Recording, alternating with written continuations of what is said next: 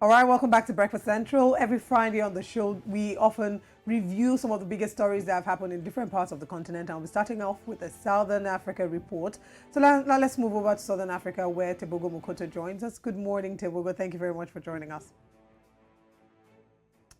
All right, great. Good morning, Tebogo, and happy Africa Day. It is still Africa Day all month for us here. Well, there is. I think we should have Africa Month, to be quite honest. Right, I agree with you. I can't disagree with that at all. Let's dive right into the story. Now, this story we're talking about now is something that one may not see every day. Cows, not one, not two, but 162 cows arriving at an international African airport from the United States. Tebogo, take us through this development and help us understand why an African nation is importing cattle, something that is synonymous with Africa. Why are we importing it from the States? Well, what has happened this week, Olive, is that a lot of Botswana were in absolute shock and really asking so many questions, because now what the government of Botswana went ahead and did was put out a press release that was stating that they have bought cattle from the United States in Texas, and those cattle are going to be arriving in the country on the 24th of May, which was just the other day. So now, in making this purchase, you will understand that government has not complicated any process. They have not consulted or really made any indication that such a decision has been made. So now, in terms of the countries, the cattle arriving in the country, their justification has been that the cattle are of a superior genetics quality. So they want to ensure that Botswana becomes a hub for really exporting semen and embryos to the rest of Africa and the global market in terms of the beef production space. Now, a lot of concerns and questions were being asked, and for one were wondering, Africa is known, or Botswana especially, Botswana has been held in high regard in terms of its beef, and the quality of our beef has actually been put out there with some of the rest in the world. So we're wondering, why then are we importing beef from the United States? Also looking at genetically modified organisms to just really say, what's going on here? Are the cattle that are coming in naturally bred, or have they been produced in a lab? What about the quality of that beef as well, palatability, the end product of it? So a lot of people have just been wondering and really asking such questions, to say diseases as well from the United States into Botswana. Are we now doing away with the natural, or rather with the native species of cow that we have here? And such questions came up.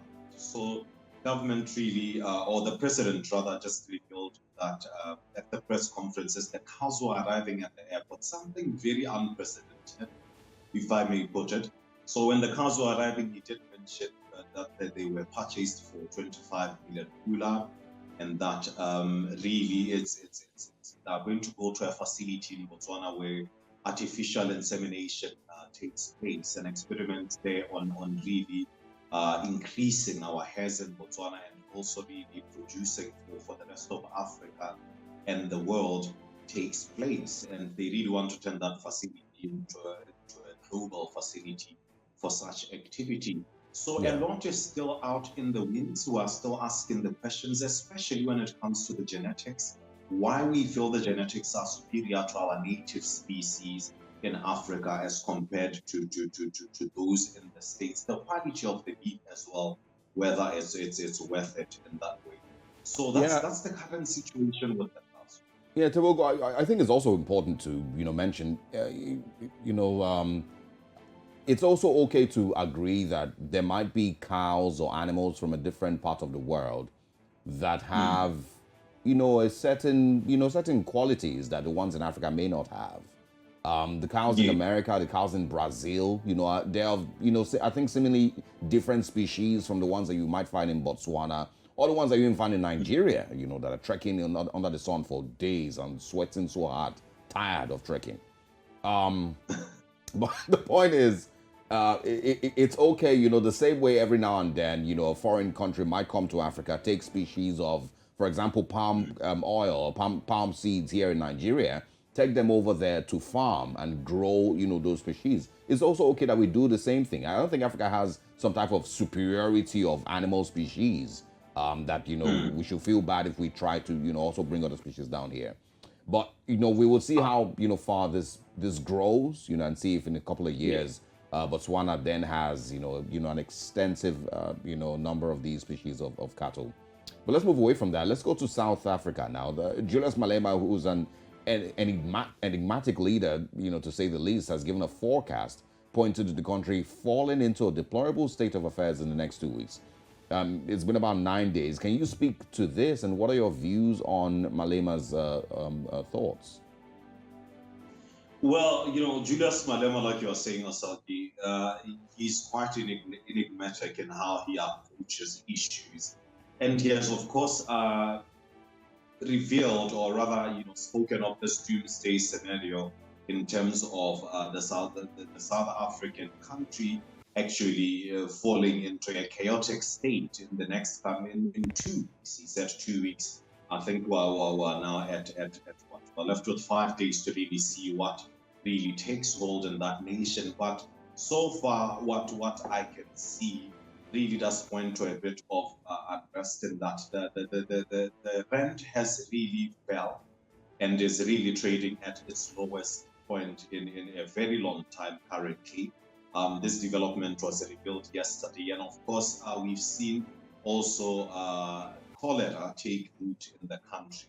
Speaking to because if you understand the cholera outbreak, it's associated a lot with the poor access to clean water and so forth. Now, in terms of other aspects that may have some semblance of truth to what Julius Malema was saying, we've seen South Africa also cut ties with Botswana in recent months. In April, towards the end of April, they ended that contract because they were supplying Botswana with power. And in April, they decided to end that particular contract. So it might be speaking to really a tumultuous state. And we've also seen Eskom go through a public scuffle where the CEO is saying there's a lot corruption is rife within that particular organization, and it's gone unchecked for so long. So as much as Julius Malema can sometimes come across as or on this particular one, as much as it might seem as though there's a bit of exaggeration at certain points, we might really see South Africa face critical challenges. And you understand also the fact that they are currently in a standoff with the United States. Trade wars are something that can also go to really hamper a country's economic standing.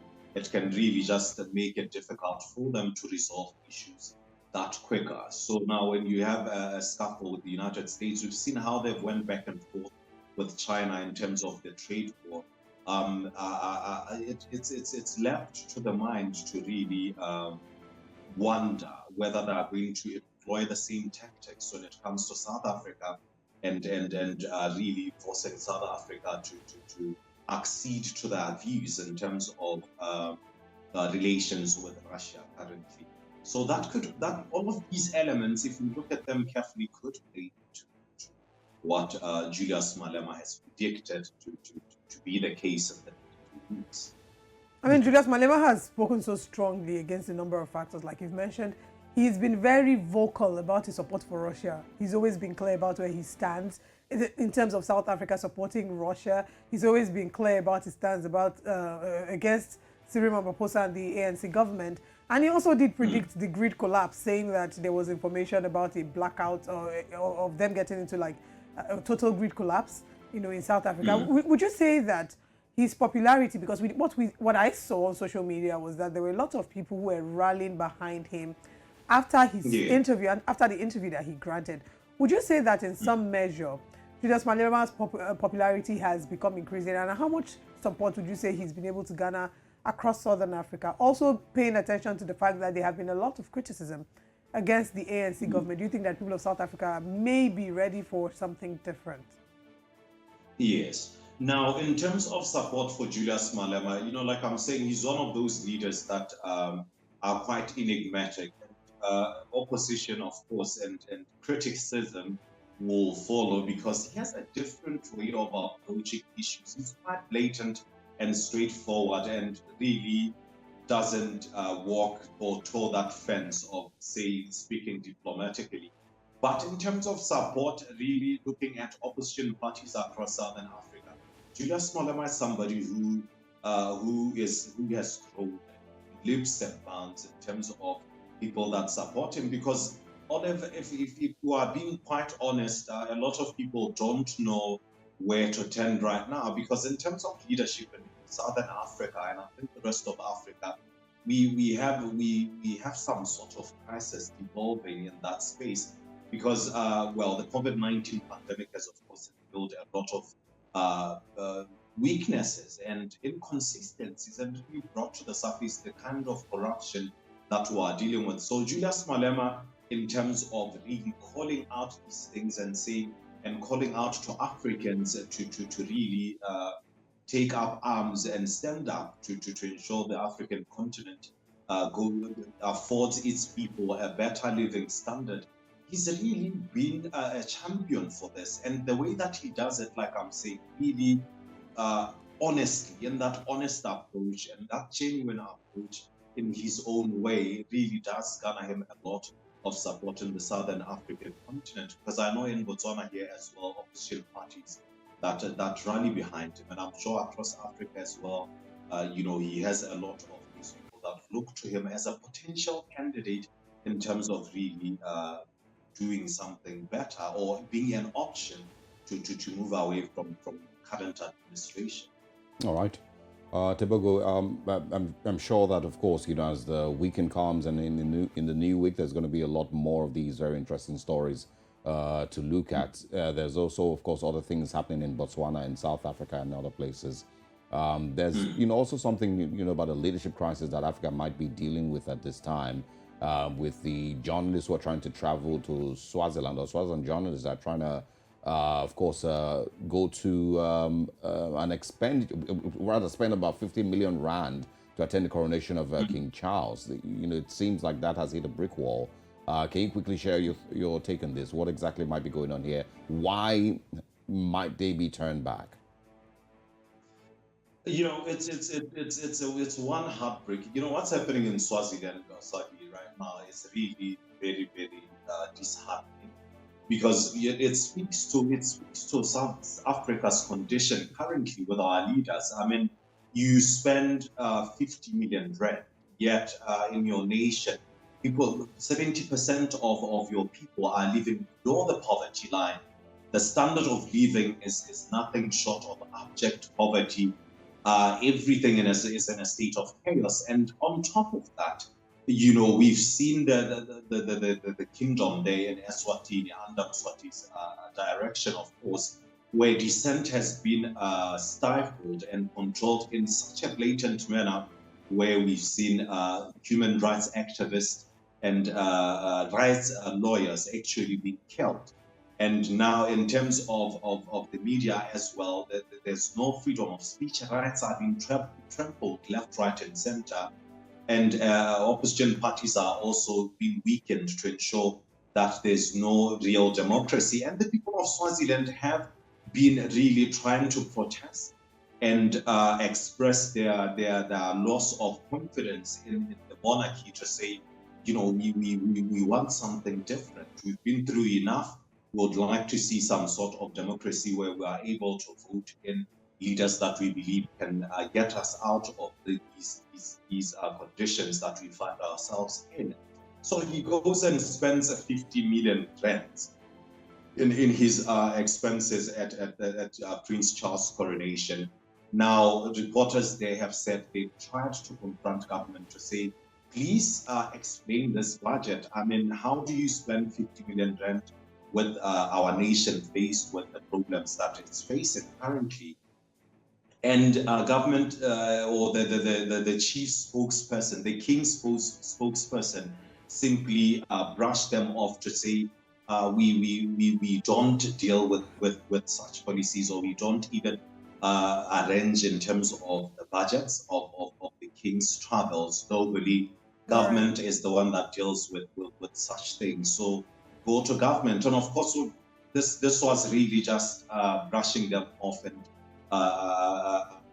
evading journalism, journalists rather, and really accountability. Because at the end of the day, when you look at the situation there, who's going to speak against the king in government? Because I think currently after Maseko, the human rights lawyer's death, a lot of civil society, a lot of groups there that speak. Tebogo, unfortunately, we might have to interject at this point because we have to head over to East Africa. But thank you so much for sharing with us these stories. We certainly want to connect with you again by next week Friday with more stories.